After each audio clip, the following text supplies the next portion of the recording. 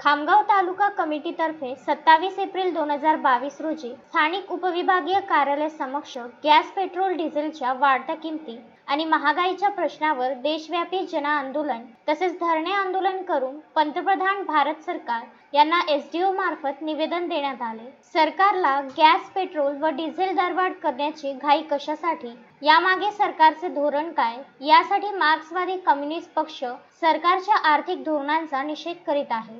आंतरराष्ट्रीय बाजारात 2014 मध्ये $109 प्रति बॅरल पेट्रोलची किंमत होती, तेव्हा 80 रुपये प्रति लिटर पेट्रोल मुंबईत मिळायचे व डिझेल 70 रुपये। परंतु आज आंतरराष्ट्रीय बाजारात $101 बॅरल प्रति पेट्रोलचे दर एवढे कमी असताना पेट्रोल 120 रुपये आणि 100 रुपये सरकार देतात आहे।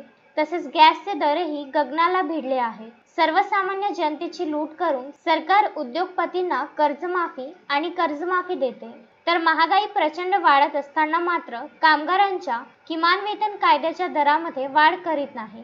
एकीकडे प्रचंड महागाई, त्यामुळे बाजारात वस्तूंना मागणी नाही आणि मागणी नसल्यामुळे उत्पादन ठप्प, परिणामी पुन्हा बेरोजगार अशा दुष्टचक्रात सर्वसामान्य जनतेला सरकारने उभे केले आहे।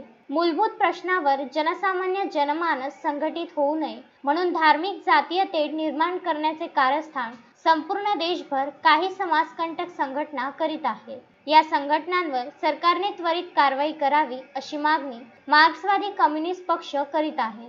पेट्रोल, डिझेल या प्रश्नावर सरकारने तातडीने उपाययोजना करावी, अन्यथा मार्क्सवादी कम्युनिस्ट पक्ष आगामी काळात प्रचंड देशभर आंदोलन उभारेल असा इशारा सुद्धा देण्यात आला आहे।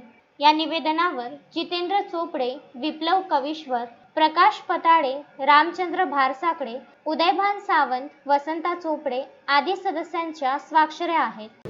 भारताचा कम्युनिस्ट पक्ष मार्क्सवादी आणि डाव्या पक्षाच्या वतीनं संपूर्ण देशभर आपण जाणता डिझेल, पेट्रोल, गॅस, खनिजजन्य पदार्थांची प्रचंड दरवाढ करून सर्वसामान्य जनतेला महागाईच्या खाईत ढकलणारं भाजपा प्रणित नरेंद्र मोदी सरकारचा आजच्या दिवशी संबंध देशभर शेतकरी, शेतमजूर, कामगार, कष्टकरी जनतेच्या वतीनं याचा तीव्र निषेध करण्यात येत आहे। आपण जाणताच की केंद्रातील भाजपा प्रणित नरेंद्र मोदी सरकार 2014च्या अगोदर म्हणजे सत्तेमध्ये येण्याच्या अगोदर 2014 मध्ये प्रति बॅरल 109 रुपये त्याचा खर्च असताना मुंबईमध्ये पेट्रोल फक्त 80 रुपये लिटरनं मिळत होतं, डिझेल 70 रुपये लिटरनं मिळत होतं।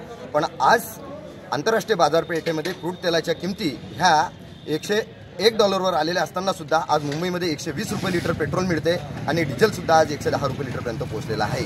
आज डिझेल, पेट्रोल, गॅस, खनिजजन्य पदार्थांची जी प्रचंड लूट झालेली आहे, त्याच्यातून जो महागाईचा आगडोंब उडालेला आहे, याच्यामध्ये सरकार किती लफाछपी करत असली तरी सरकारचे खायचे दात वेगळे आणि दाखवायचे दात वेगळे आहेत, हे आपल्याला या ठिकाणी दिसतात। आमच्या प्रमुख मागण्या आहे की भारतीय जनतेवर जो प्रचंड महागाईचा हा डोंगर कोसळलेला आहे, हा डोंगर सरकार महागाईचं धोरण आलेला आहे, पर्याय नाही। या देशातील ही जनता प्रचंड महागाईखाली लोटल्या जात आहे। परिणामी डिझेल, पेट्रोल, गॅस, खनिजजन्य पदार्थ नव्हे तर खाद्यतेलाचे भाव, भाजीपाल्याचे भाव, इतर सर्व महागाईचे भाव प्रचंड वाढलेले आहेत। म्हणून या सरकारला वठणीवर आणण्यासाठी आज आमच्या डाव्या पक्षाच्या वतीनं हा संबंध देशभर प्रचंड एक असंतोष केंद्र सरकारच्या पर्यायी जनविरोधी नीतीच्या विरोधात आज आम्ही रस्त्यावर उतरलेले आहोत। भाजपा प्रणित नरेंद्र मोदी सरकारनं शहाणं व्हावं, समजदार व्हावं आणि ही प्रचंड वाढलेली दरवाढ मागे घ्यावी, अन्यथा आगामी काळापेक्षा याच्यापेक्षा मोठ्या प्रमाणामध्ये तीव्र संख्येनं लढे उभे राहतील आणि या सरकारला सोळो की पळो करून सोडल्याशिवाय हा लाल झेंडा मात्र राहणार नाही, याची नोंद या ठिकाणी भारतीय सरकारने घ्यावी। मोहम्मद फारूक, विदर्भ न्यूज, खामगाव।